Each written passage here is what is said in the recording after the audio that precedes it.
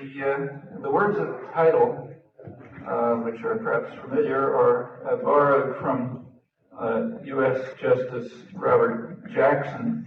He was the chief of counsel for the prosecution at the Nuremberg Tribunal, and these are drawn from his address to the tribunal on the principle of universality. That is the foundation of any moral code that can be taken seriously. It's the principle that we apply to ourselves, the same standards that we apply to others, if not more stringent ones. Justice Jackson admonished the tribunal that this elementary principle must be their guide, or else its proceedings will be nothing but legal farce, an act of vengeance, victor's justice. So, to quote Jackson's memorable words, if certain acts of violation of treaties are crimes, they are crimes whether the United States does them or whether Germany does them. And we are not prepared to lay down a rule of criminal conduct against others, which we would not be willing to have invoked against us. We must never forget that the record on which we judge these defendants is the record on which history will judge us tomorrow. To pass these defendants a poisoned chalice is to put it to our own lips as well.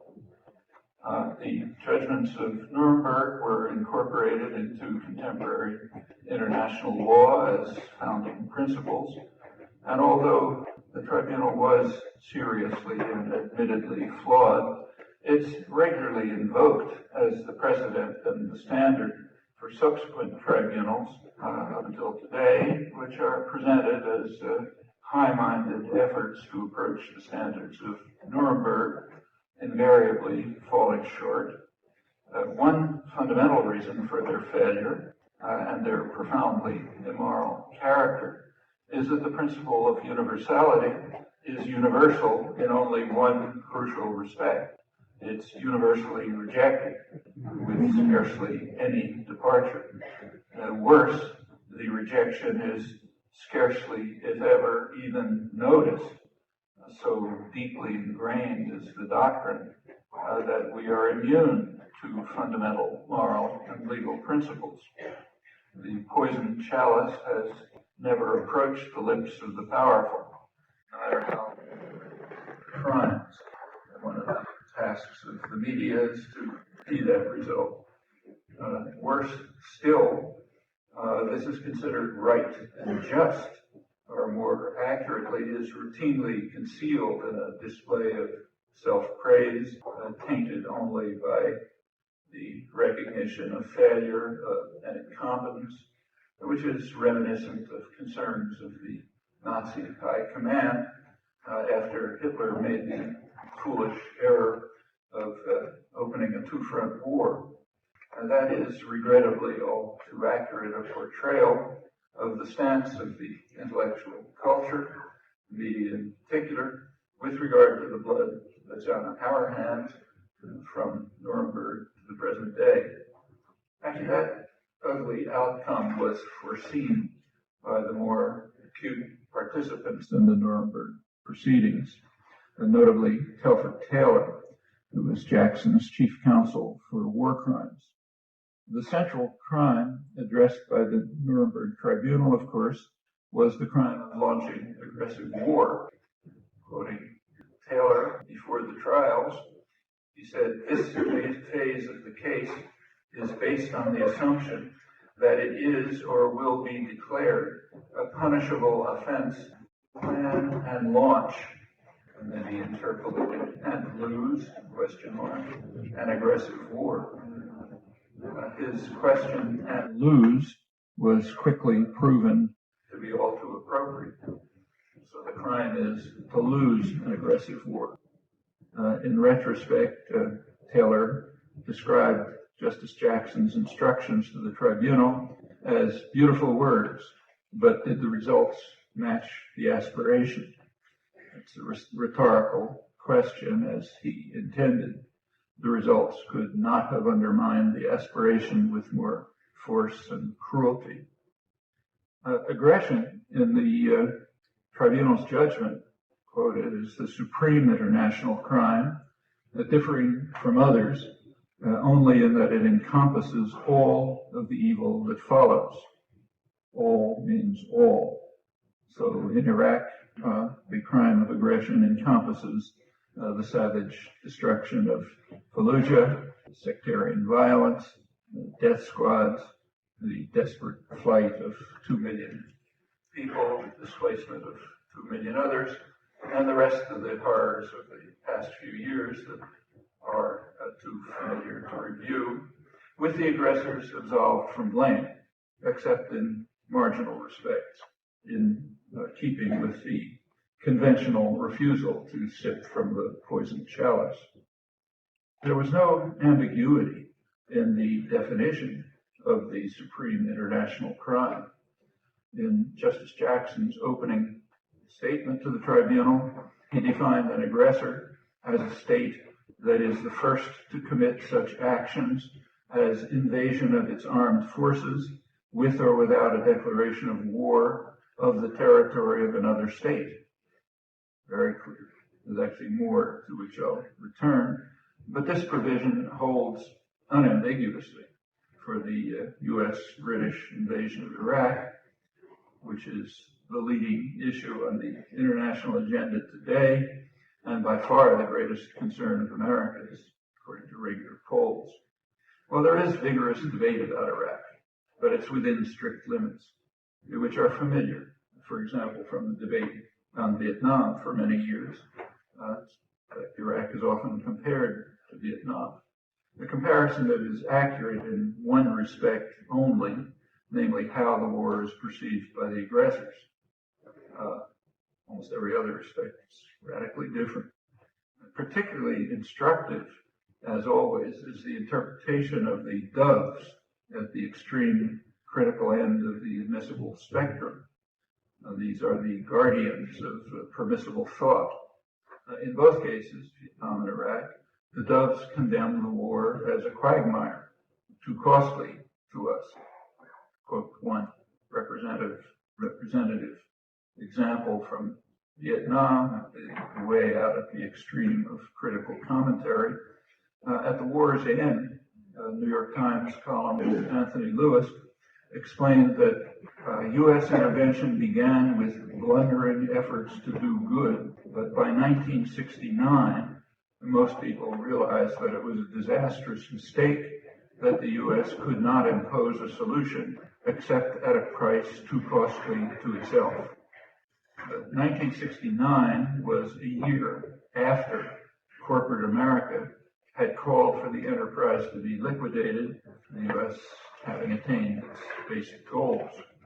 1969 was 2 years after the highly respected military historian and Vietnam specialist Bernard Fall warned that Vietnam as a cultural and historic entity is threatened with extinction, while in the South, which is always the main target of U.S. aggression in Vietnam, the South, the countryside literally dies under the blows of the largest military machine ever unleashed on an area this size.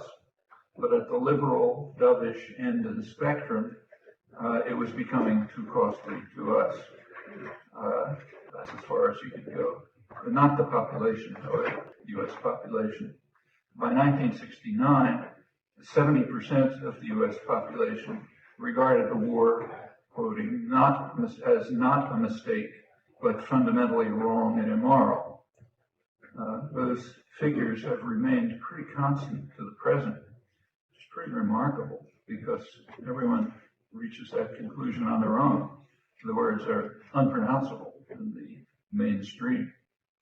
Well, to mention one other case, the preeminent liberal American historian and Kennedy advisor, Arthur Schlesinger, at first supported the Kennedy-Johnson aggression, adopting the virtually universal stance. There was no objection to that.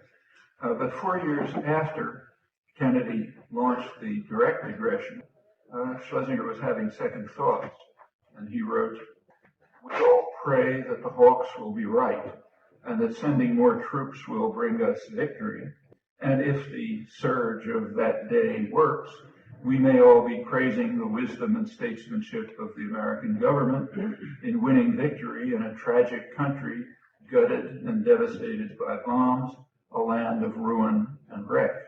But he doubted that it would work, so he was at the dovish extreme. And he therefore added, no thoughtful American can withhold sympathy as President Johnson ponders the gloomy choices that lie ahead. That is, sympathy for the president, but not his victims.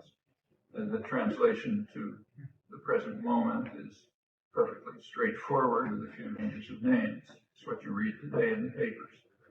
Well, it's kind of significant that Schlesinger's position on the Iraq War was radically different. As the bombing of Iraq began, March 2003, he recalled the words of President Roosevelt after Pearl Harbor, and he wrote that the bombing of Baghdad, too, is a date which will live in infamy. Roosevelt's famous words at Pearl Harbor. The bombing is a date that will live in infamy as the U.S. embraces the policies of Imperial Japan. That was a lone voice in the mainstream. Schlesinger died a few months ago, and he was greatly honored, but not for this stand, which has been effectively dispatched to the memory hole. The prevailing attitudes about Iraq, Iraq aggression are much as in the case of Vietnam, benign and intense by definition, but becoming too costly to us as a result of the incompetence and the errors of the political leadership. Justice Jackson's principle of universality is not even a faded presence. Also gone from history and media coverage is Washington's torture of the Iraqi people in earlier years, from the CIA-sponsored coup of 1963, certainly backed, probably initiated by the CIA. That's the coup that laid the basis for the rule of Saddam Hussein, a rule which Washington strongly supported from virtually its outset. As you all know, Saddam was hanged for crimes that he committed in 1982, crimes that were minor by his standards, only 150 people killed. With impressive discipline, the media and commentators failed to notice that 1982 was an important year in U.S.-Iraq relations. It was in 1982 that President Reagan removed Iraq from the list of states supporting terrorism so that the U.S. could begin to provide Saddam with substantial aid, including means to develop weapons of mass destruction. To firm up the deal, Reagan sent his special emissary to Baghdad named Donald Rumsfeld. Along with others, the U.S. and U.S.-British support for Saddam continued without a break, right through his most horrendous crimes, and long after the end of the war with Iran. In 1989, the Bush administration, first Bush administration, invited 3 Iraqi scientists to attend a detonation conference in Oregon, where they learned from experts all over the world how shockwaves detonate nuclear weapons. In short, they were being trained in advanced means to develop nuclear weapons. In December 1989, Bush was sending materials that the Iraq regime could use for nuclear, missile, and chemical purposes. Actually, I'm quoting from congressional records, not from the press, which has kept this far removed from sight for 15 years now. In April 1990, Bush sent a high-level senatorial delegation to Iraq, led by Senate Majority Leader Bob Dole, later Republican presidential candidate. Their mission was to bring President Bush's greetings to his friend Saddam and to assure him of U.S. support. Well, 4 months after the Bush mission, Saddam invaded Kuwait. either disobeying or misunderstanding orders. That's a real crime. That shifted him from the category of honored friend to embodiment of evil. The invasion of Kuwait was indeed a crime, though not by Saddam standards, or for that matter by U.S. standards. A few months earlier, the United States invaded Panama, vetoing a couple of Security Council resolutions and killing probably thousands of mostly poor people. According to the victims, more than died in Saddam's invasion of Kuwait, though we don't know the details, because it's a firm principle of international affairs and moral culture that the victors do not permit investigation of their own crimes. So we only have the victims' reports. Well, those were the early days of U.S. torture of Iraqis, which continued without a break. At the time of the Iraqi invasion of Kuwait, American public opinion was strongly in favor of a diplomatic solution which would combine Iraqi withdrawal from Kuwait with international negotiations to settle the regional crisis. That's actually pretty much what Saddam had proposed, though the media politely withheld the information, except for one newspaper, Newsday, which is a suburban newspaper near New York on Long Island. It's kind of an interesting fact that right throughout the build-up to the war, officials in Washington were leaking information to Newsday, which it published. People don't leak information to a suburban newspaper, a small suburban newspaper. The only imaginable explanation for this that I can think of is that they were leaking it to the New York Times, but the New York Times wouldn't publish it. On the other hand, Newsday is on every newsstand in New York City. So when they have a headline saying, Saddam offers such and such, it's hard for the New York Times editors to say we didn't know. And in fact, regularly, if you read closely, you'll find that a couple of days after one of these leaks to Newsday, there'd be a couple of lines inside an article, maybe by Thomas Friedman or someone, reporting a government denial of a rumor that so-and-so. But if you really read carefully, you figure out that something's going on. Careful. Well, that's the opinion of the public prior and right up to the war. The U.S.-British attack devastated Iraqi civilian society, which it was aimed at, and was followed by a return of support for Saddam Hussein, as he then turned to the slaughter of Shiites to suppress an uprising that probably would have overthrown it had he not been effectively authorized by Washington to crush it. And the reasons were not suppressed, they were frankly acknowledged. New York Times Mideast correspondent Alan Cowell, still the Mideast correspondent, he explained that there is a strikingly unanimous view among the United States and its allies, Britain and Saudi Arabia, that Saddam offered the West and the region a better hope for his country's stability than did those who have suffered his repression. So we therefore unhappily have to support Saddam's crushing of the rebellion. I'll return to the interesting concept stability, which is regularly invoked today too. Well, at that point, the task of torturing Iraqis was turned over to Bill Clinton. That's the sanctions regime, which was so visibly murderous that by 1996 it was felt necessary to introduce a humanitarian modification. That's the Oil for Food program, which magnanimously permitted Iraq to use a fraction of its own resources to save its own population from total destruction, though in sharply limited ways, carefully controlled by the United States and Britain. The first director of the program, a distinguished international diplomat, Dennis Halliday, Irish, he resigned in protest after 2 years, condemning the program as genocidal.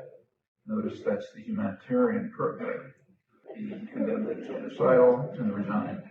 He was replaced by another highly respected international diplomat, Hans von Sponeck, German, He also resigned after a couple of years, charging that the Clinton-Blair administration of the sanctions violated the Genocide Convention.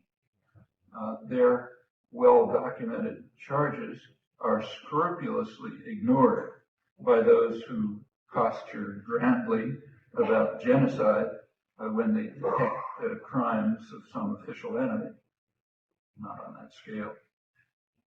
Halliday and von Sponeck were iced out of the U.S. media during the build-up to the 2003 invasion, although, or perhaps because, they knew more about Iraq than any other Westerners. Or perhaps it's because the media agreed with the official Clinton State Department position when it blocked von Sponeck's efforts to bring the grisly record to the Security Council. Their phrase was, "This man in Baghdad is paid to work, not to talk." And that was Clinton's State Department, so he can't inform the Security Council. Well, he does talk, however. And in free societies like ours, we're lucky to be able to read von Sponeck's detailed and devastating account of the effect of the genocidal sanctions and the Clinton-Blair role in ensuring their brutality. His book, called A Different Kind of War, appeared last year. It's one of those books that is too important to be reviewed or mentioned. A recent database search a couple days ago found not a single mention of it in the United States, and in England, a single review in the Morning Star, not exactly mainstream. Robert Fisk also brought it up in the Irish press.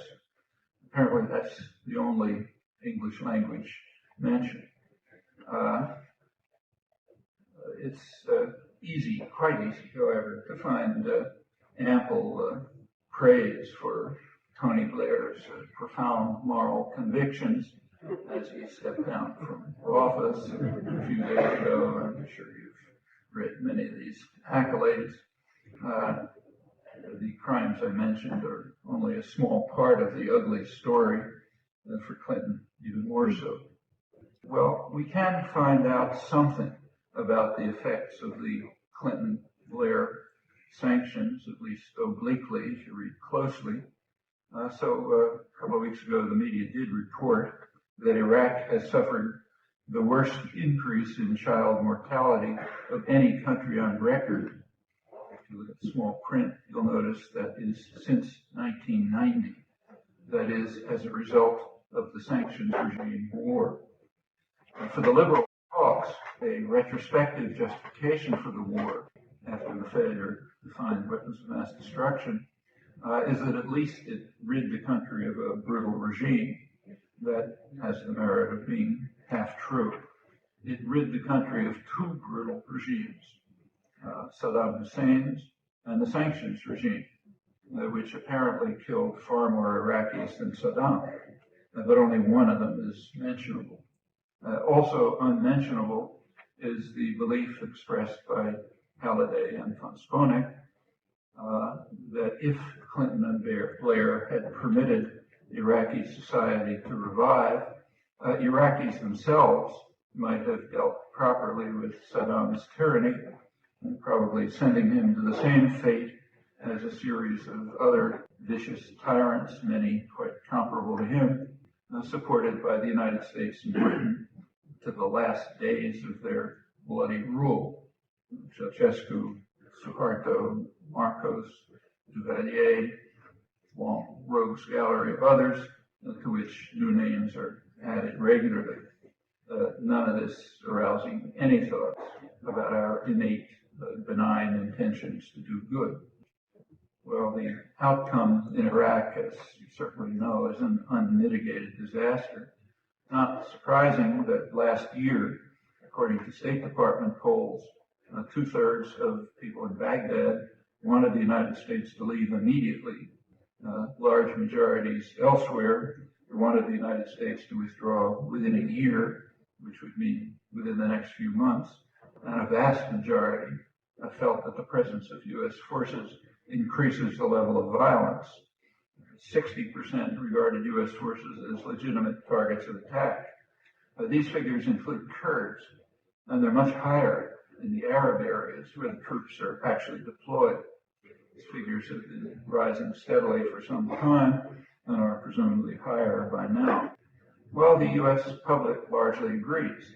It, by a large majority, favors a firm timetable for withdrawal. The government reaction is escalation, the surge. The Democratic majority has proposed alternatives, but they're pretty pallid. Even the one that was vetoed is a useful analysis by General Kevin Ryan, who's now at the Harvard Kennedy School of Government. He suggests that the Democratic proposal should not be called withdrawal, but rather remissioning. The reason is that when you look at them closely, there's a national security exemption, meaning, as Bush says, this national security is at stake, do what you like. There's an exemption for combating international terrorism, which is also an open door. Troops are going to stay for training and for facilities and force protection.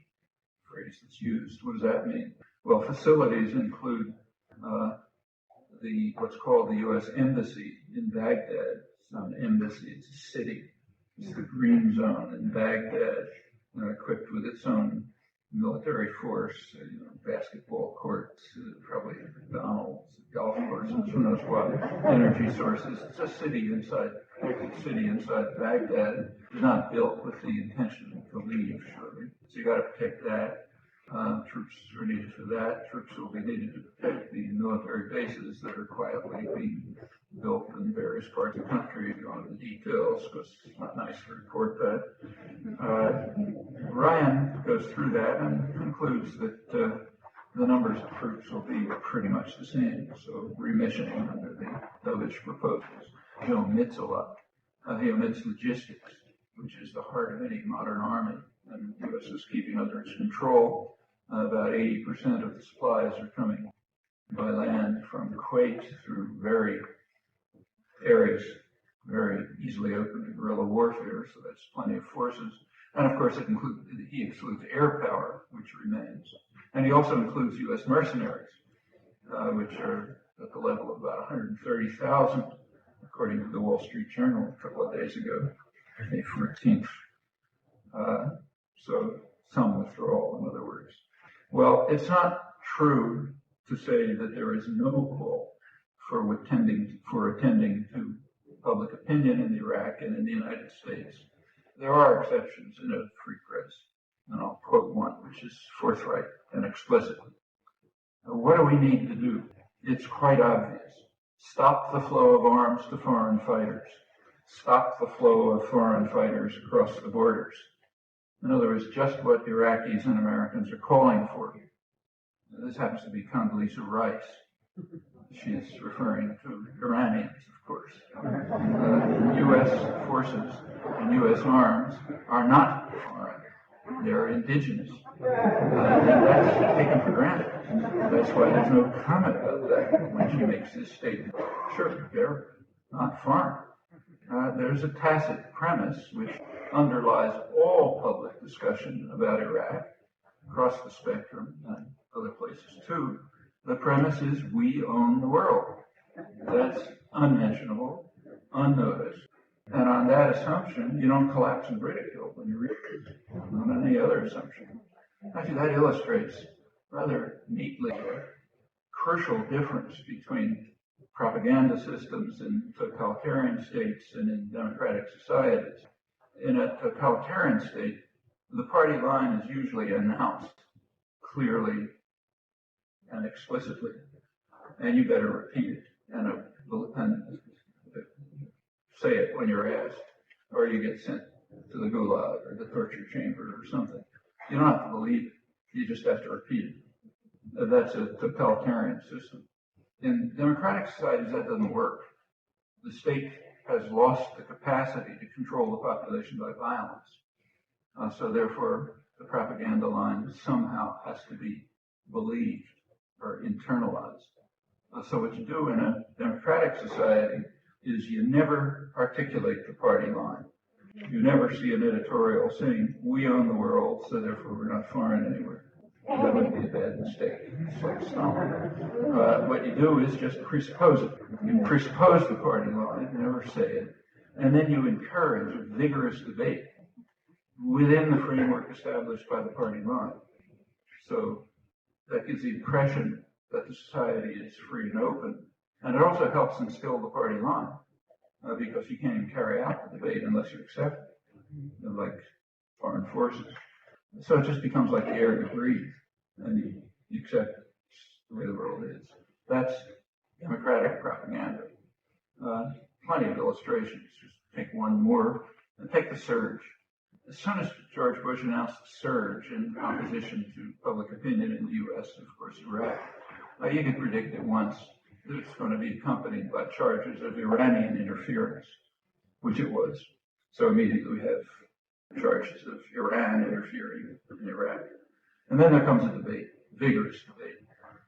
The hawks say, yeah, Iran's interfering, let's blast it. The doves say, well, we're really not sure, maybe those roadside bombs, you didn't read the serial numbers correctly, or maybe it's just the Revolutionary Guards, not the government, and you have a debate about that. The debate is totally senseless, except on the assumption that we own the world. You could not have a debate in, say, 1943 in Germany about whether the Allies were interfering in occupied Europe, say in Vichy France. I mean, maybe in Nazi Germany you could have a debate, but certainly not anywhere else. People collapse in ridicule. It was under military occupation. How can anybody be interfering? But we live in a democratic society, so therefore you can carry out the sort of effective propaganda which allows this debate to go on without ridicule. That's a tribute to our capacity to be controlled by government media propaganda universally, just about, and try to find some comment about all this. Just take it for granted. Well, that's effective propaganda. And again, it's very much like Vietnam. So you go back to the Vietnam War, vigorous debate. It was not about the question of whether the United States has a right to invade and destroy a country. Of course we do. That's a given. So you don't debate it. You don't assert it. So it's not discussed in responsible circles. But rather, the questions that were discussed are the Russians interfering by providing North Vietnam with air defense? Is China interfering by rebuilding railroads, Chinese railroads that happen to pass through North Vietnamese territory that we're bombing? Are the Vietnamese intervening by supporting indigenous resistance, which always was the main target of attack? So that was the debate, always. Actually, even in the anti-war movement, I'm sorry to say, it was kind of accepted. That's what you debate. At the extreme end, within the mainstream, you get Arthur Schlesinger, Anthony Lewis, and so on. Well, another illustration is this very interesting concept of stability that I mentioned. I mentioned one example. It's a standard usage. Bush #1 had to support Saddam's crushing of a rebellion that might have overthrown him in the interest of stability. In simple English, that means it's too dangerous to allow Iraqis to rule Iraq, and still is. Therefore, we have to impose stability, meaning subordination to U.S. rule. It's the tacit definition of the word. A couple of days ago, there's a front page headline in the press saying, U.S.-Iran set to confer on Iraq stability. That is, on inducing Iran to contribute to U.S. rule over Iraq in a stable client state, which we rule by right since we own the world. Question. And nobody does. Well, given the technical usage, there's no contradiction when somebody writes, I'm quoting, that the United States had to destabilize a freely elected government in Chile because we were determined to seek stability. That's not a contradiction. Stability means subordination to U.S. rule, so therefore laying the basis for a murderous, vicious military coup, destabilizing it is the right thing to do in the interest of stability. Happens to be James Chase, liberal commentator, editor of Foreign Affairs in the New York Times. And it all makes sense, and therefore isn't a question, on the unspoken but critical assumption that the United States owns the world. You don't accept that assumption, you're just not part of civilized discourse. And again, never assert it. That would be a bad mistake, kind of like a totalitarian state. Just instill it by constant presupposition. Well, the rhetoric is sort of familiar elsewhere, so take, say, the Russians in Afghanistan. There is an interesting study being carried out by a student at the University of Toronto. Who was formerly a Russian soldier in Afghanistan, Nikolai Vanin. He's doing something interesting. He's reviewing the Soviet press and government pronouncement in the 1980s when Russia was invading and occupying Afghanistan.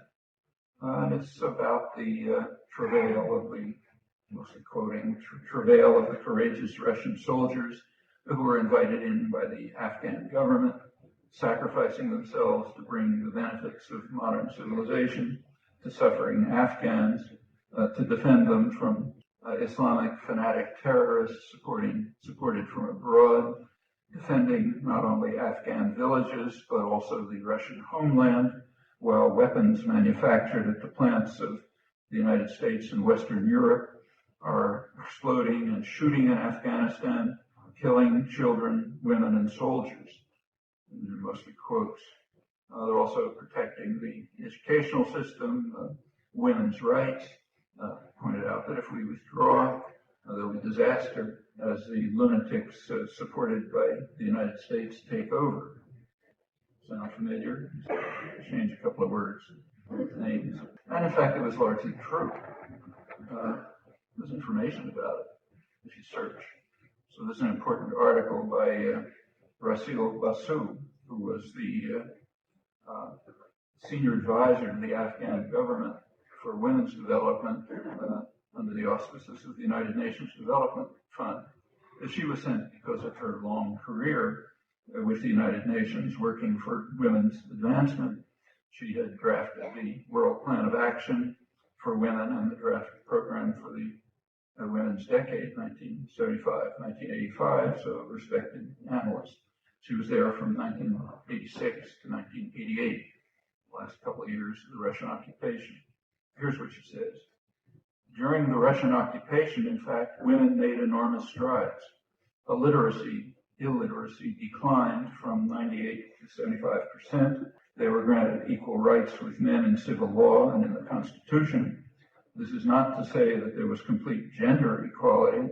Unjust patriarchal relations still prevailed in the workplace and in the family, with women occupying lower-level sex-type jobs. But the strides they took in education and employment were very impressive. In Kabul, I saw great advances in women's education and employment. The women were in evidence in industry, factories, government offices, professions, and the media. With large numbers of men killed or disabled, women shouldered the responsibility of both family and country. I knew a woman who specialized in war medicine, which dealt with trauma and reconstructive surgery for the war wounded. This represented empowerment to her. Another woman was a road engineer. The roads represented freedom and escape from the oppressive patriarchal structures. If there were anything like that to report today, it would be on the front pages in the Canadian press, you can be sure. Basu goes on with your article, say, as far back as 1988, I could see the early warning signs. Even before the first Soviet troop withdrawal, handbills warned of reprisals against women who left their homes. Followers of Gulbuddin Hekmatyar started throwing acid on women who dared to venture into the streets of Kabul in trousers or skirts or short-sleeved shirts. Ironically, the United States favored the three fundamentalist resistance groups of so-called freedom fighters, headed by Hekmatyar, Chalice, and Rabbani, over the more moderate Mujahideen groups. Saudi Arabian and American arms and ammunition gave the fundamentalists a vital edge over the moderates. Even more tragic is the fact that this military hardware was used, according to Amnesty International, to target unarmed civilians, most of them women and children. And when the Russians withdrew, the U.S.-backed fundamentalists, terrorist forces, took over and put horrendous and so awful that the population welcomed the Taliban when they came back in. Well, that 1988 article I was quoting you didn't read it. It was rejected by the New York Times, the Washington Post, and Ms. Magazine, Feminist Magazine, because it's just the wrong story. As I say, if you have any report like that from Kabul Today, front page in Canadian, U.S., and British press. Well, was that a reason to support the Russian invasion and the continued military occupation? I don't know anybody who thinks so. I certainly don't. We all agree, when it's somebody else, that invaders have no rights. They have no rights to make any decisions, whether to withdraw or not. They have responsibilities. The prime responsibility is to pay reparations for what they did. The second one is to hold the guilty accountable by the standards of Nuremberg.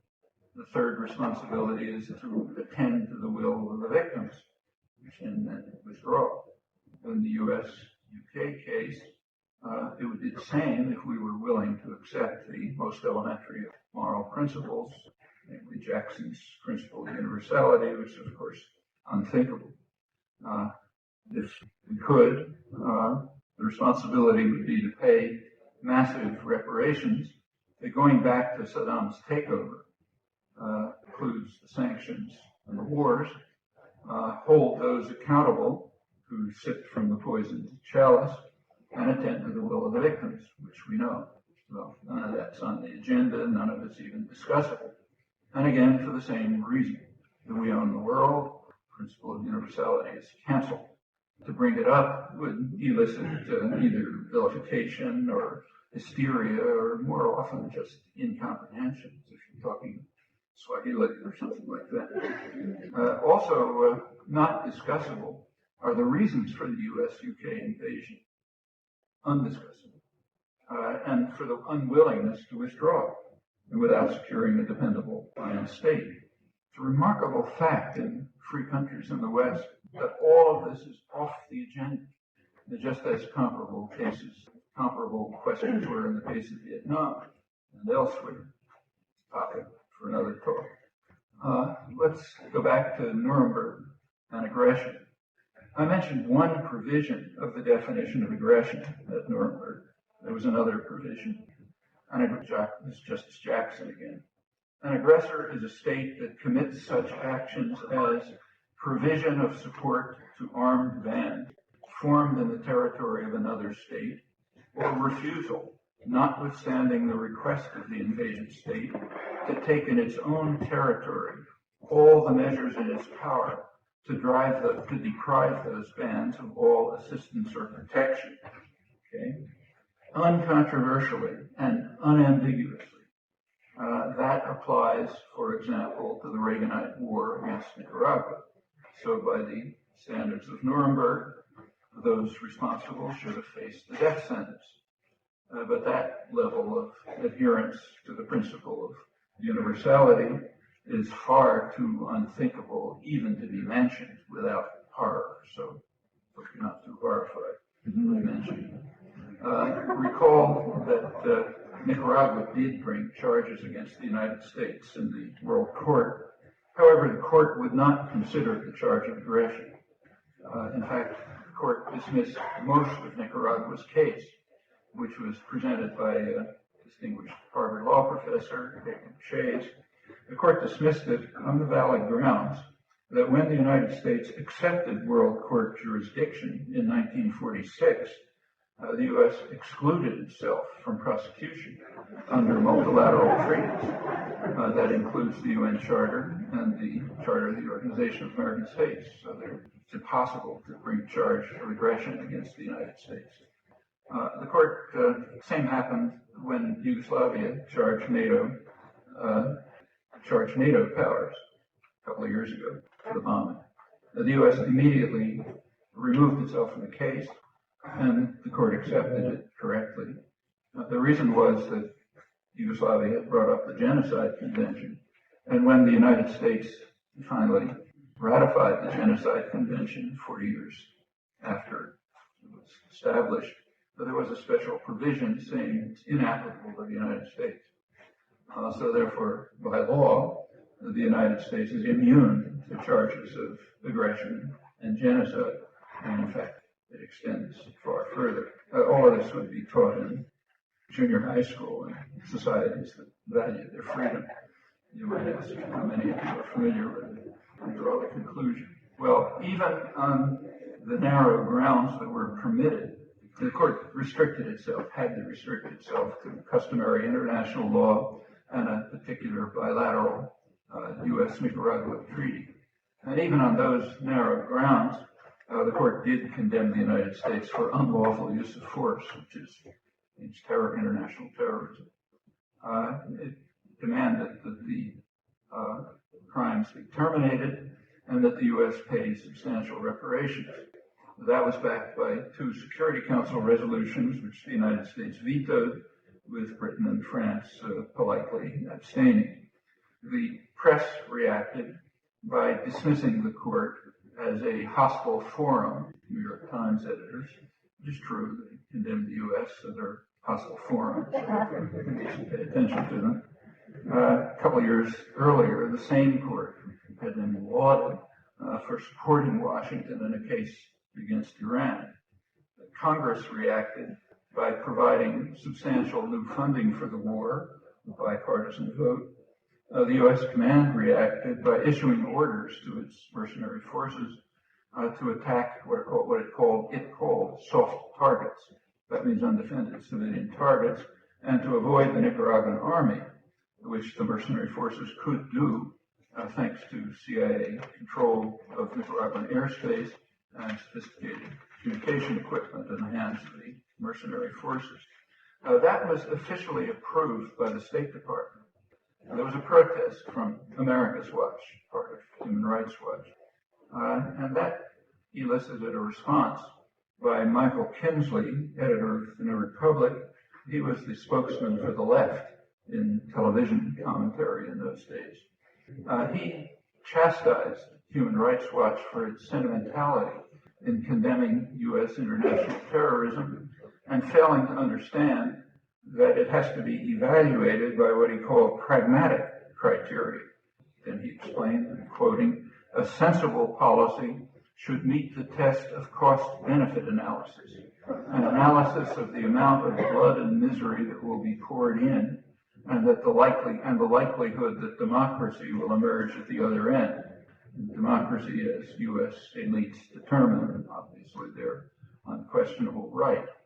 Of course, the principle of universality does not apply, so others are not authorized to carry out large-scale international terrorist operations if the goals are likely to be achieved on pragmatic grounds. Kinsley's reputation was, of course, completely unsullied by this. In fact, it was enhanced by his judicious explanation of the pragmatic justification for international terrorism when it's carried out by the right hands. If you look at last Sunday's New York Times book review section, you'll find a front page review by Michael Kinsley of a book by Christopher Hitchens. So all of this is just fine.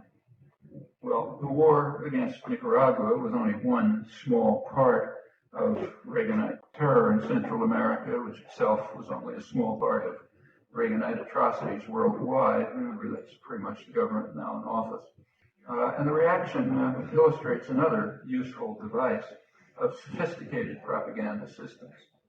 When you're caught committing, here's some advice for those of you who are going into journalism, when you're caught committing huge crimes, don't deny them.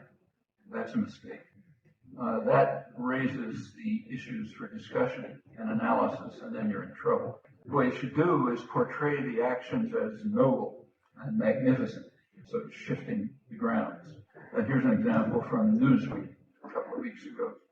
This one was brought up by Fair Media Analyst. I hadn't noticed it. They had a prestigious columnist, international affairs columnist, Fareed Zakaria, And he lamented that the Bush administration, the current one, has been intervening in the domestic affairs of Latin America. That is, they're going back to the bad old days, he said, which came to an end when, I'm quoting, came to an end when Ronald Reagan orchestrated an extraordinary turnaround supporting human rights, democracy, and free trade. I mean, the audacity is stunning, but that's the right kind of response when you're caught as a serial killer. How noble you are, you're reinstituting human rights, and you don't even know how to answer. The audacity is stunning. After the Reagan administration broke new records in intervention in support of vicious mass murderers from Argentina all the way up to the Central American killers and torturers who practically destroyed 4 countries and reached literal genocide in the Guatemalan highlands, accompanied by a fulsome praise from the saintly Reagan. There's a minor fib in his comment that as to free trade. In reality, Reagan doubled protectionist barriers and organized state intervention to save incompetent corporate management from Japanese competition that was wiping them out. Well, the technique is common. Harvard University has a Center for Media Studies, Shorenstein Center, the Kennedy School of Government. It's directed by a respected media leader, Marvin Cowell. Just recently, 4 weeks ago, they released a study. Cowell released a study of media coverage of the U.S.-Israeli invasion of Lebanon last summer. You really have to read it to believe it. I don't have time to go through it, but I urge you. According to Cowell's account, the United States media were pawns in the hands of Hezbollah. They covered up Hezbollah crimes, and they condemned Israel for aggression, as it was fighting a two-front existential war for its survival.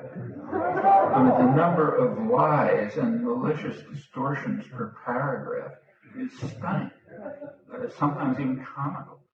So, for example, includes bitter condemnation of Middle East journalism. Does not accept their high standards of objectivity and is just a propaganda instrument. I guess a proof. The proof is a London-based Arabic journal that published 22 pictures of Lebanese civilian casualties, but only 1 picture of Israeli casualties. Now, the actual ratio of casualties was about 25 to 1. Okay?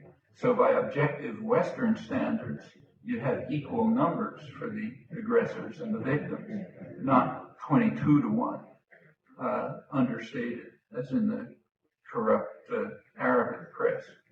According to Cal, the U.S. media are almost as bad.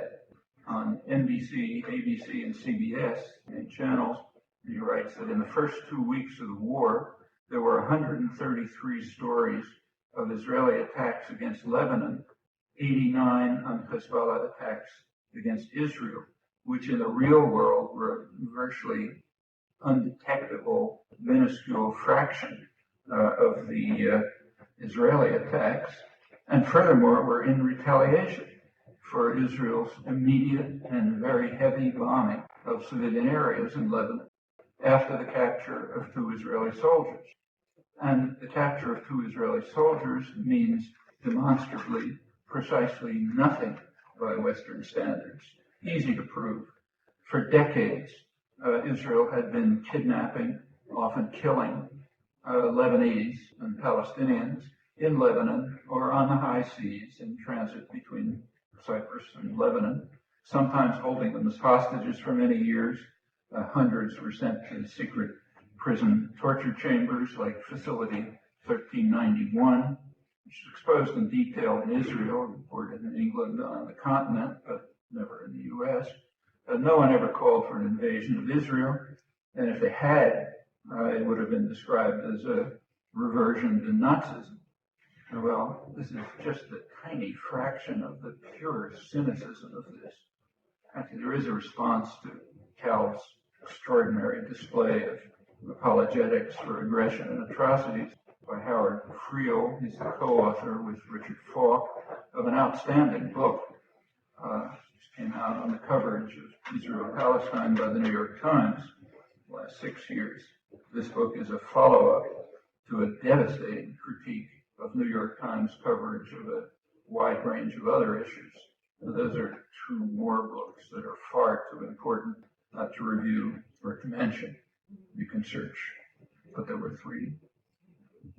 Zachariah and Traub, that device, is an interesting illustration of one of the favorite maxims of John Quincy Adams, the great grand strategist of American expansionism. One of his favorite authors was Tacitus, and his favorite maxim was Tacitus's statement, "Crime once exposed has no refuge but audacity." And it works in a deeply indoctrinated intellectual and moral culture. Well, let's turn to the next likely horror story, Iran. The world is aghast at the possibility of the U.S. or Israel attacking Iran. Iran's neighbors, Turkey, Pakistan, and Saudi Arabia, they don't like Iran, and they certainly don't want it to have nuclear weapons. But large majorities prefer for Iran to have nuclear weapons rather than any military action. Well-known British military historian Corelli Barnett wrote a couple of weeks ago that if the U.S. attacks Iran, it'll be World War III. Iranians have been warned for years to take defensive action. Last couple of years, Israel has the largest and technologically most advanced air force anywhere outside, greater than any NATO power outside the United States. But the U.S. for the last couple of years has been sending them about 100 advanced jet bombers. They very publicly announced and declared that they're capable of bombing Iran and returning. That's a warning to Iranians. Martin von Crefeld, the Israeli military historian, who wrote in the International Herald Tribune in Europe that, of course, he doesn't want Iran to have nuclear weapons. But after the invasion of Iraq, if Iran is not developing nuclear weapons, he wrote, they're crazy. The United States informed the world that it's going to attack anyone it likes if they're defenseless. So it's an invitation to say you better build nuclear weapons. The Iranians are notified about the attack. The population here is kept in the dark. We don't know. Information has to be kept secret because of what's called security. If you haven't done it yet, I'd advise, it's instructive to read through the record of declassified documents. There are open societies in the United States, at least, so you get a lot of declassified documents. And they're interesting reading. They are kept secret for reasons of security. Security against the primary enemy, the domestic population. Overwhelmingly, the security has to be so that the population won't know what the government's planning. There's some legitimate security, but that's the bulk of it. And this is another case. They're going to tell us what they're planning. We're not supposed to know. Maybe the attack is being planned, maybe not. Could happen by accident. The U.S. naval forces deployed in the Gulf. It's almost like an invitation for some kind of accident. The U.S. is sponsoring terror, almost certainly, inside Iran. Recently it was reported from Balochistan, probably elsewhere. The likely area is Khuzestan, that's Arab area of Iran near the Gulf, which happens to be where the oil is.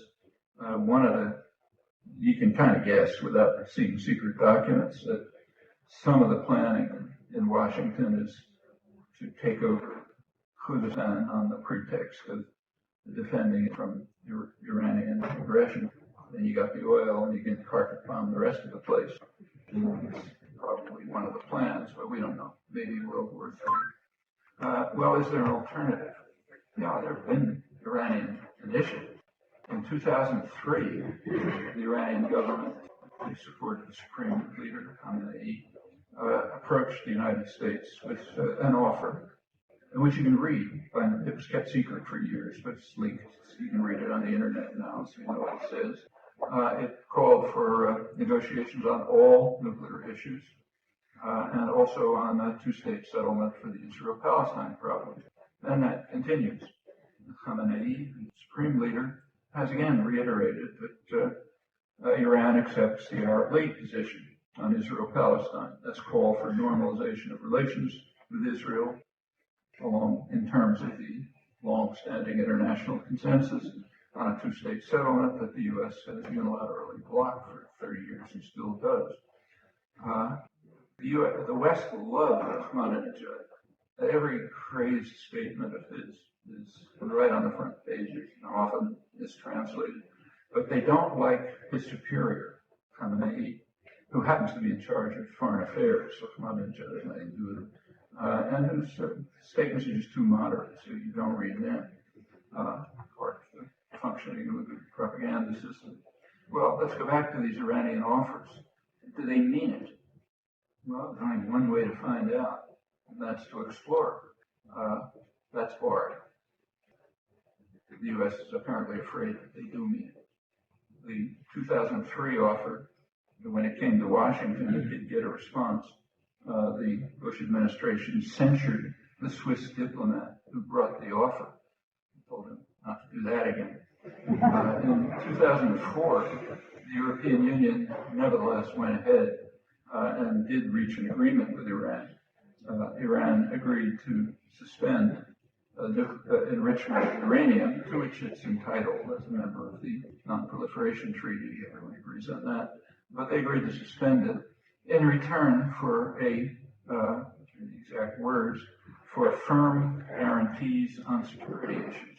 Security issues means U.S.-Israeli threats to attack Iran. Well, the U.S. would not permit the European Union to live up to its side of the bargain, would not permit them to give guarantees on the U.S. wouldn't attack. Then Iran withdrew from its side of the bargain, began enriching uranium again. Interpretation here is Iran broke the bargain. Can't trust it. In fact, the reaction has been to step up the threats. Actually, the threats are in violation of the UN Charter, if anybody cares, but that doesn't mean anything in outlaw states. The Iranian government is pretty rotten, there's no doubt about that. But we might raise the question whether there are possibilities of peaceful settlement right now, fending off possible World War III. So let's imagine, I agree, this is kind of remote, but just imagine that the United States and Iran were functioning democratic societies in which public opinion influenced policy, thought experiment. Well, actually, it's been carefully investigated by the leading institution that studies public opinion in the world, Program on International Policy Attitudes at the University of Maryland. You can find the results on their website. They investigated both Iranian and U.S. public opinion. It turns out that they're almost identical. In both countries, large majorities, overwhelming majorities, agree that Iran should have the right to nuclear energy, like any signer in the NPT, but that it should not have nuclear weapons. By an even larger majority, they agree that the nuclear weapon states, primarily the United States, should live up to their legal obligation, it is a legal obligation, to eliminate nuclear weapons. 82% in the United States are in favor of that. If you can't achieve that, a very large majority, almost the same, says that the region should be nuclear weapons free. Large majorities in both countries. That includes Iran, Israel, and U.S. forces deployed there. Overwhelming agreement. In the United States, 75% of the population think that the government ought to withdraw all threats, which notice are crimes, and turn to diplomatic relations and negotiations. Well, if Iranians and Americans had any influence on the policies of the government, the crisis would probably be resolved. These are sensible outlines for the resolution of the crisis. Well, we can do a lot to make our own countries functioning democracies. For example, countries in which all of this stuff is on the front pages all the time, so people can think about it and do something about it. That would be a functioning democracy. We can't do it directly in Iran, but we can help. The best help would be to pay some attention to the dissidents, the reformers, the opposition groups, people like Shirin Ebadi, Nobel laureate or Akbar Ganji. Popular organizations, most important are the labor organizations. They're demanding an end to all threats against Iran, and for good reasons. They know, as we can all figure out ourselves, that the threats are just a gift to the hardliners. They rally support for harsh measures of repression. Now, we understand the mechanisms here. It's a threat. Everybody huddles under the umbrella of power. It's a branch for repression. And that's under vastly less threat than Iran is facing. Bush's axis of evil speech in 2002 predictably led at once to attacks against the dissidents as traitors. One Iranian scholar, Columbia, Hamid Dabashi, describes the axis of evil speech as the second most severe U.S. attack on Iranian democracy. The worst attack, of course, was overthrowing the parliamentary government by force in 1953. Well, we can act to open some space for those who are seeking to overthrow the reactionary and repressive theocracy from within, instead of undermining their efforts by threats and aggressive militarism, with bipartisan support, incidentally, in the United States, although opposed by the overwhelming majority of the public in the U.S. Well, in general, the world faces quite severe dangers, and much of the problem is right here in our intellectual and our moral culture, and in the media that reflect and reinforce them. And actually, that's an optimistic conclusion. It means that we can do something about all of this if we choose.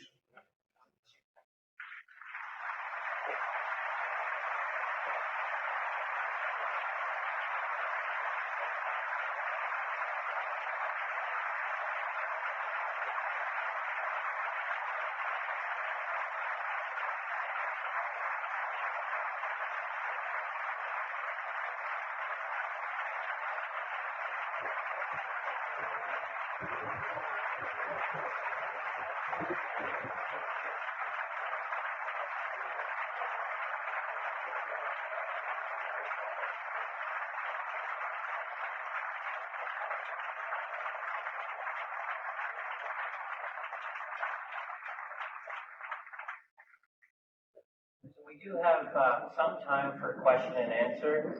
I'm not exactly sure what the setup is for mics. I don't think there are mics in the audience. So if you have a question, put up your hand. I'll identify you. I'll select you and shout it out, okay?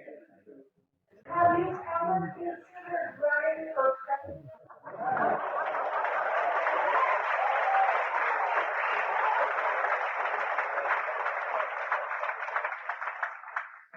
I've been asked similar questions. One of the questions I've been asked occasionally is what I would do if I were elected president. What would my first act be? Think about it for a minute. My first act would be to set up a war crimes tribunal.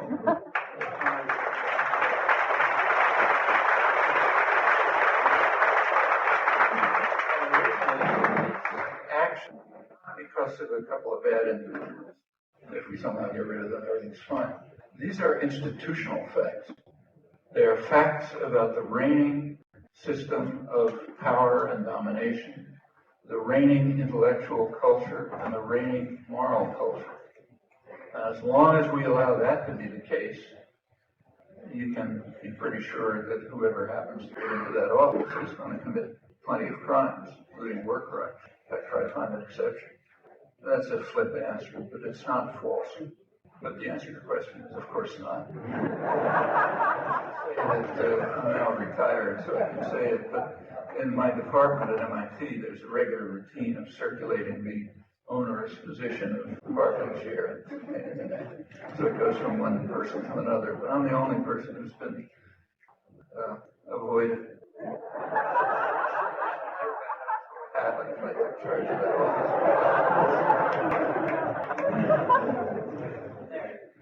Chomsky. You frequently discuss the opinions, how they differ from the elites, and talk about propaganda visuals. My question is, how can elites have an opinion that without any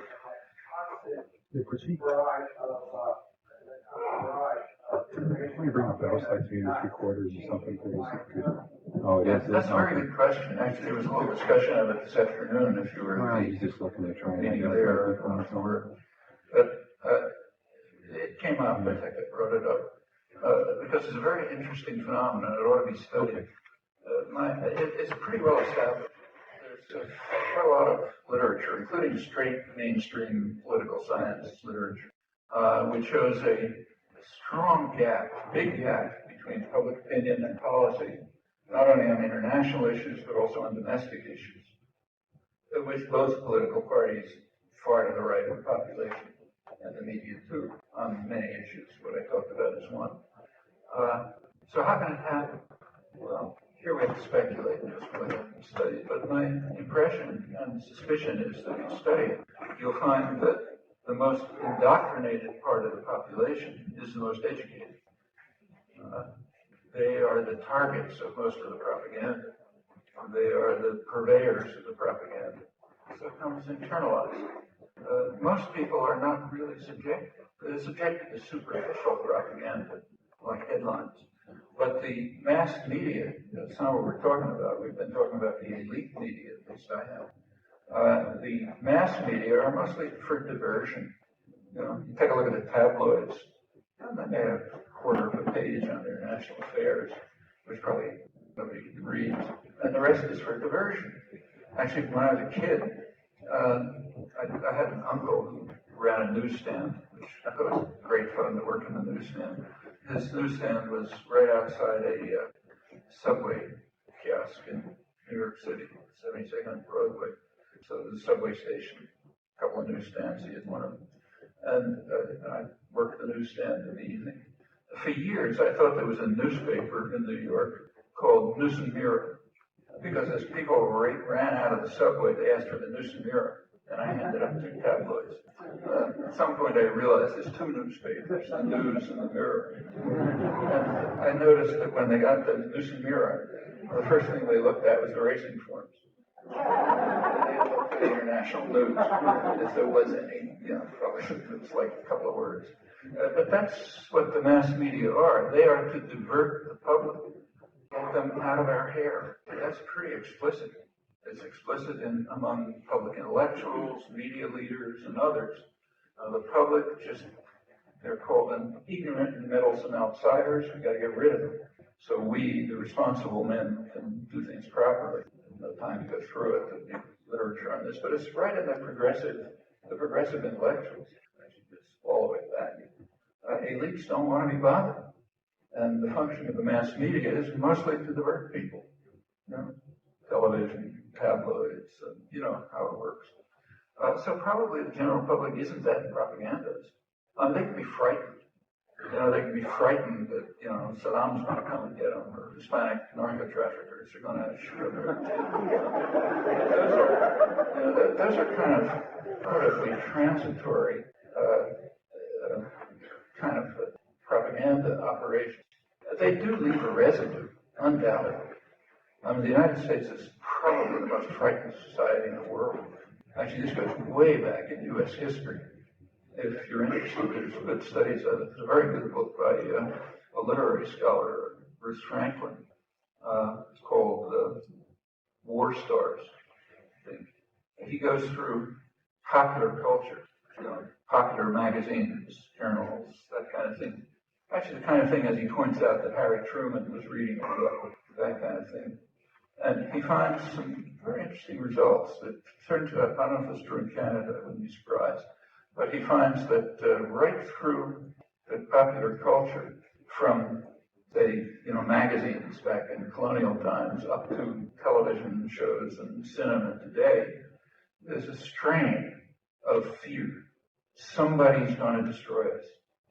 Okay? And at the last minute, a superhero or a super weapon or something saves us. It's like there was a movie a couple of years ago about some high school kids who they went up into the hills and the Russians invaded, but the high school kids were able to drive them away somehow. That theme runs right through history.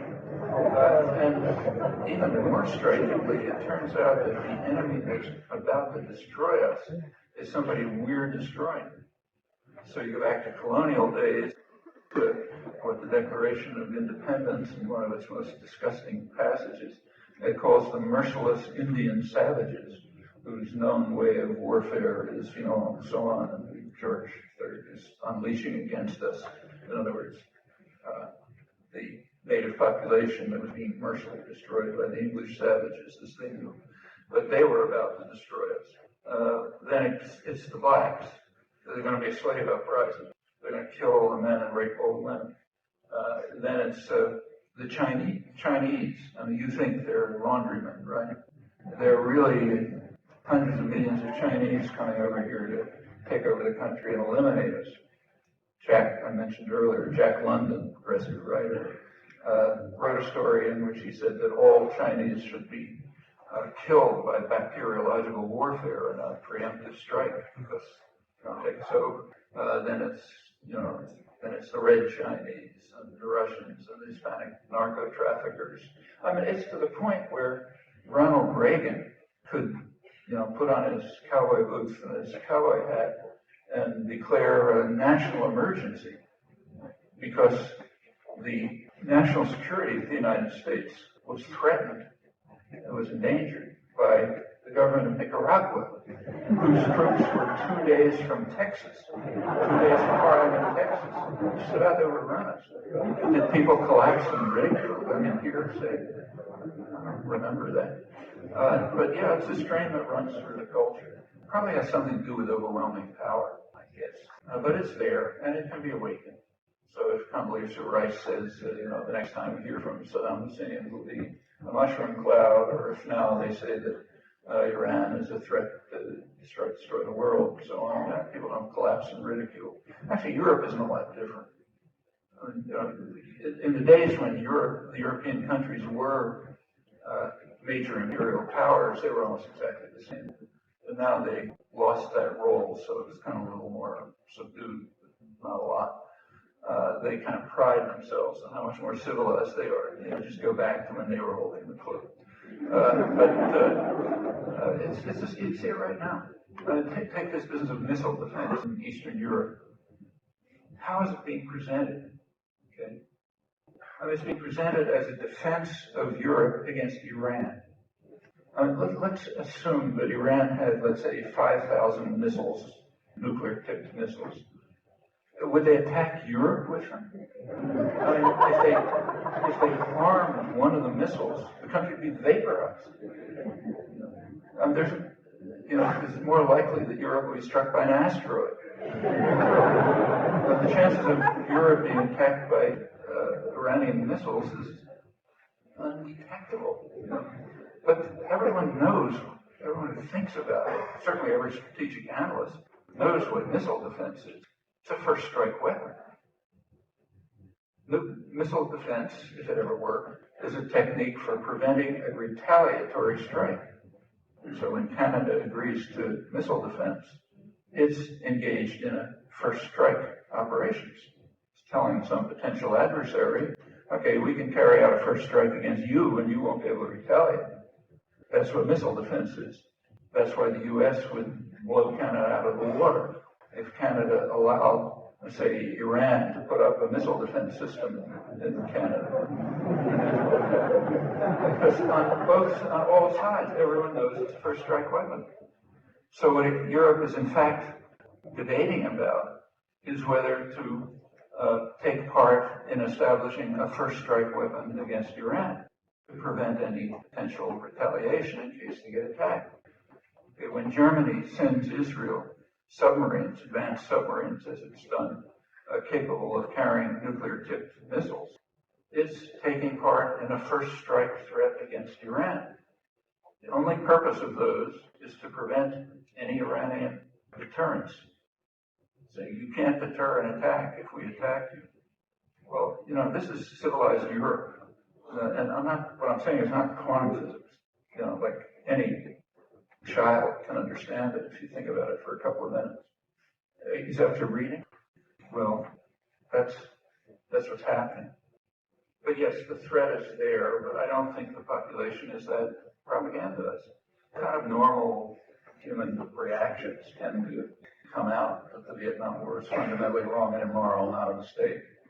That we should, establish relations with Iran instead of threatening. We should get rid of nuclear weapons. It goes on and on like that. I mean, a large majority of Americans think the United States should stop all threats against Cuba and enter into normal diplomatic relations. That's been true for about 30 years.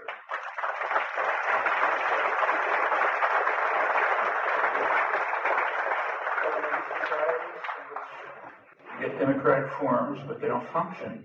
It doesn't matter. And you can discover it. You can read the Gallup polls for the last 30 years, and you can find it. Like, it's not a totalitarian state. They're up there somewhere. But who knows? Everyone who comes up with these opinions, remember the times we've talked about, everyone who comes up with them is doing it essentially on their own. They're not hearing it from anyone.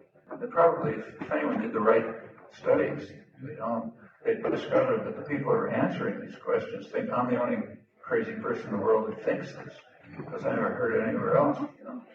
I mean, if these were issues that could be discussed, I'm sure the figures would be far higher, and it might lead to real political action, which is why they're not discussed. It's part of the function of the media.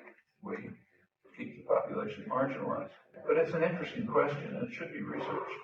Anybody who wants to get thrown out of a good university might.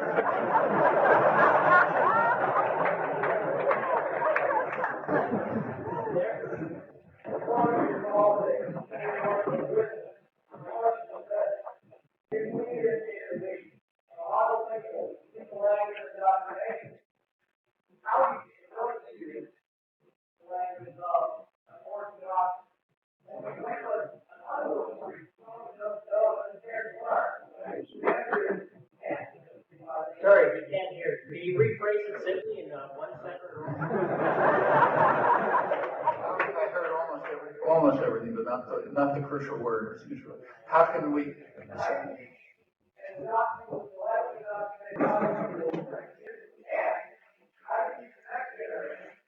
It's got nothing to do with bilingualism. It's all in English or in French or anything. It has nothing to do with indoctrination. It's the way the language is used. And yeah, you can use the language honestly. There's no need to subordinate yourself to power systems. That's a choice.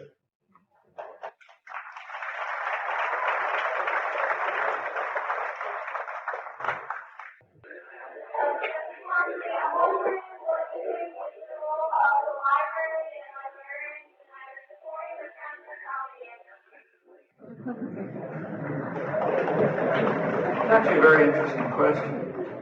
I don't know about Canada, but in the United States, librarians are not a radical group. Some of the things they have done are pretty impressive. When the Patriot Act came along, one of its provisions was that libraries had to provide records to the FBI of books that had been taken. Well, librarians all over the country were destroying their records.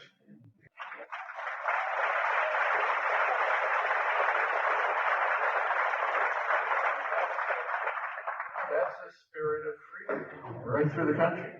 We're not going to let these guys step on us. Well, okay. As far as I know, librarians are very helpful about things.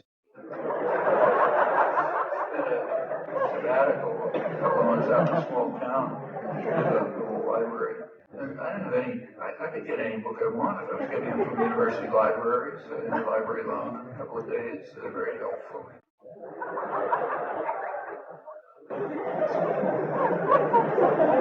I think that's what people are like for the most part.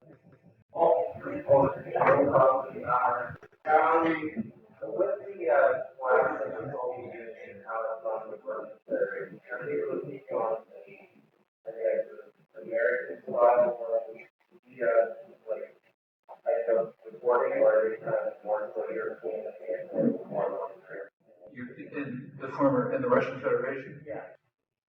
Well, first of all, I don't think there's much difference between Europe and the European and U.S. media. There's a lot of illusions in Europe about how sophisticated they are and so on and so forth. I don't see it. I mean, I don't read the European media anywhere near as carefully as I do the U.S. media, but I mean, I've read things in the mainstream German press that are so ridiculous, I don't think they can be published here. And I've seen things, I mean, some of the most vulgar, disgusting journalism I've ever seen is in the British left press. But the European press is a little freer with regard to American crimes. Makes them feel good.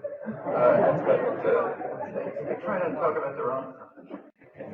I don't see much. Like, for example, take, say, this series of accolades about Blair the last couple of weeks. I mean, he was criticized for the war in Iraq, but it was an undercurrent. You know, he's got deep humanitarian instincts. He's sort of kind of overcome by his war in Iraq, but we hope that his noble commitment to your humanitarian intervention will survive. Take a look at his record of humanitarian intervention. I mean, I'm not going to take the time here, but it is disgraceful. I mean, step by step, disgraceful. Maybe one or two exceptions.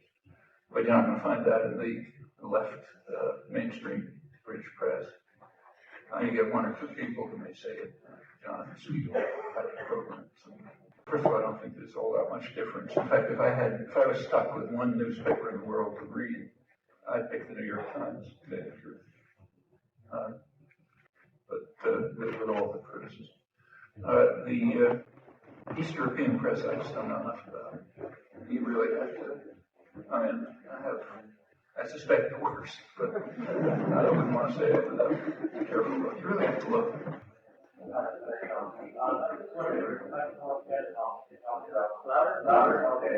Maybe we're looking at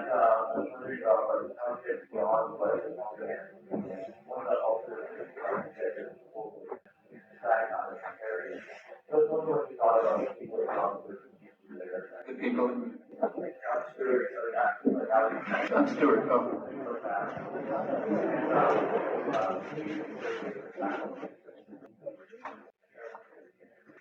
Well, I don't have cable TVs.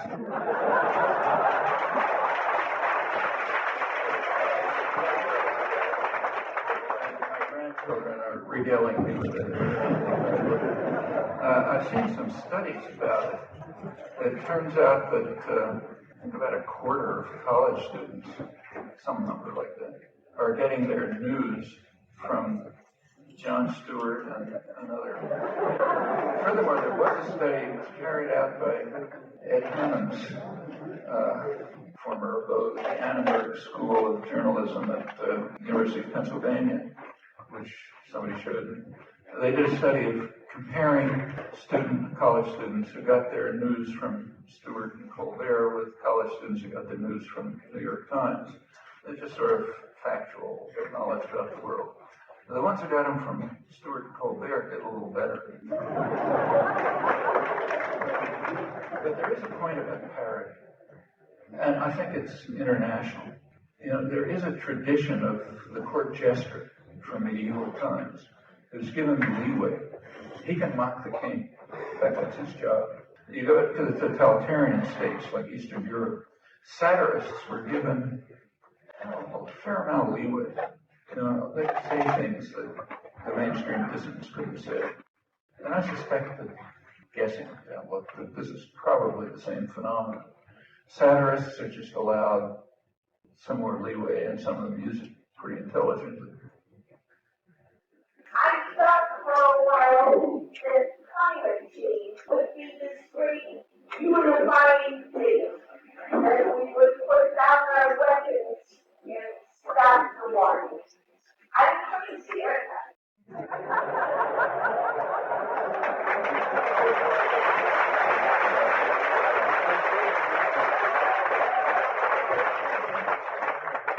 I mean, now remember, it's a business-run world. Power in the world is mostly in the hands of the corporate sector. The corporate system has some principles built into it institutionally. I mean, it isn't really competitive. For one thing, it's all state-supported everywhere. And there's, oligopoly, and so on and so forth, but there's a limited amount of competition. When you have a system with a limited amount of competition, you can be pretty sure that those who run it are going to be committed to very short-term gain. I mean, just imagine, let's say you had 3 automobile companies. Let's say it's 50 years ago. The United States is still producing new automobiles. So Ford and Chrysler and General Motors. Suppose that Ford was to put its resources into making better cars 10 years from now, while General Motors and Chrysler were putting the resources into making better ones tomorrow. Ford wouldn't be around in 10 years, and the CEO could be kicked out because you have to make profit in the short term. It's part of the system. So when these guys are running the world, they're thinking about short-term gain. Well, for short-term gain, Wall Street Journal editorials are right. Okay, so our grandchildren won't have a world to live in, but it's not our department.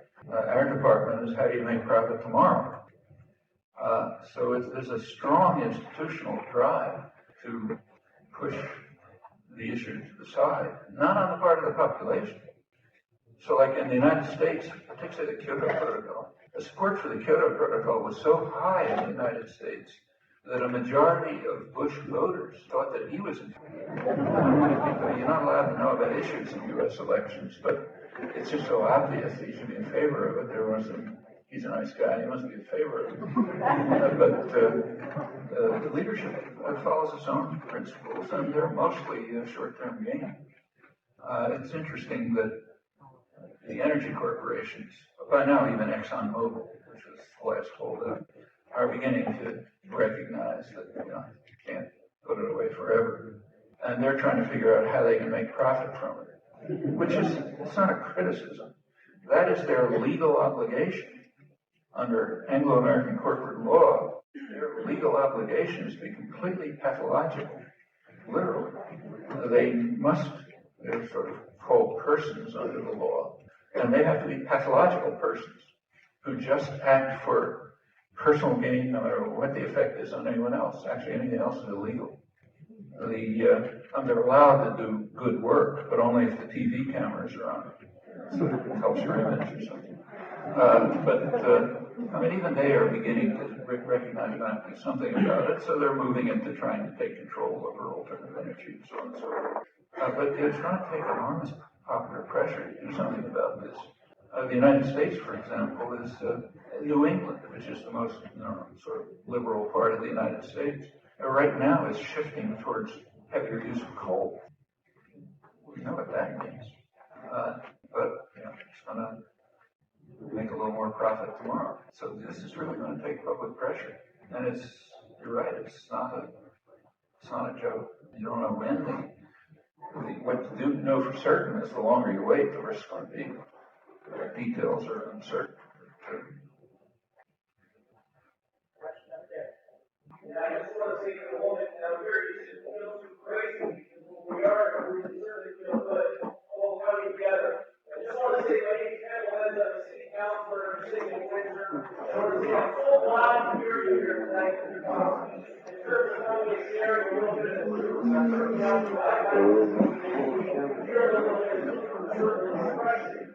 But I've also read that people talk about how do they change, how are we going to make change? I want to say something that happened really great in the city today. The first time, farmers come together, different people from across different sectors come. Mr. Chomsky, write yourself on free trade and what's happening. The importance of rally. And I want to say something to this community. On May 27th, we have to come. They lied to us on free trade. They lied to us. They article, yes, question. One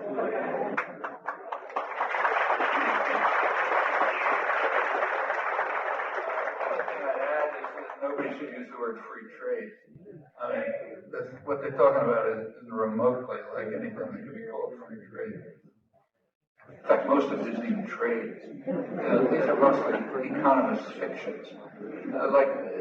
Take the old Soviet Union, right? Suppose they were manufacturing parts in Leningrad and sending them to Bulgaria for assembly, and then selling the cars in Moscow. It was crossing borders. Anybody call it trade? There's interactions internal to a command economy. Right? What happens when General Motors makes parts in Indiana, sends them to Mexico for assembly, and sells the cars in California? Well, that's called trade in both directions. It's just a scam. And it's internal to a command economy. Apart from the fact that these corporate systems are heavily state subsidized. Most of the research and development that leads to the new economy comes out of the state sector. And that's been true for a long time. It was just to bring it up to date, there was last week, weeks ago, a biotechnology conference in Boston, emerging industry. And there was an important paper produced, which was reported in the press, in the Financial Times in London. I didn't see it reported here. There was an important paper that came out that showed what every economic historian would predict. Studied patents in biotechnology, where the innovation is. Mostly state sector. Universities, which are coming out of public funding, and national institutes. There are biotech corporations, but they're out there to make the profit, not to put in the hard work of research and development, risky, costly work. They want the public to do that. So there's no free, most of it is trade. The whole thing is a scam. Certainly not agreements, the free trade agreements, at least if people are part of their countries, because the people are usually opposed to them. So we should try to use the terminology.